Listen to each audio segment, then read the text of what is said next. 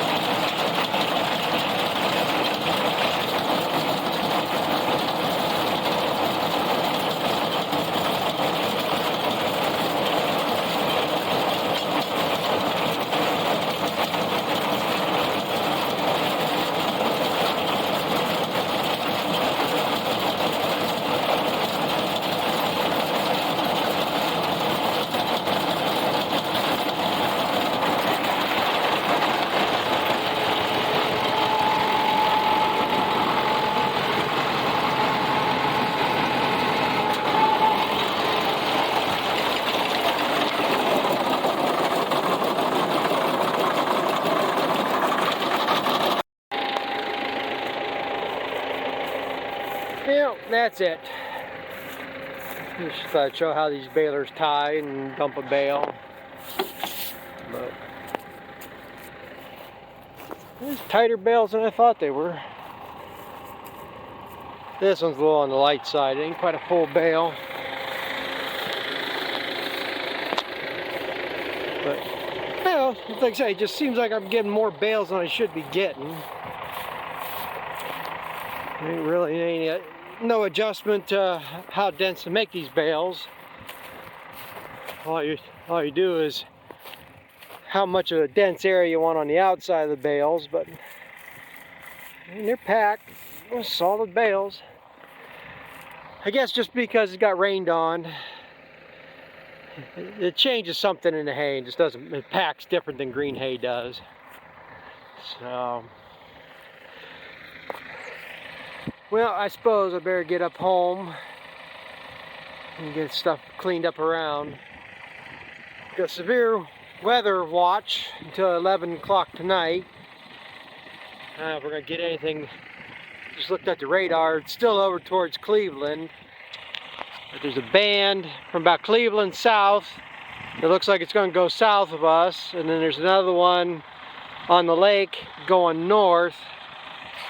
So it just might split us and we won't get nothing, but then again, when there's instability, anything can pop up at any time. But I guess I got it fixed right. Everything ran good here.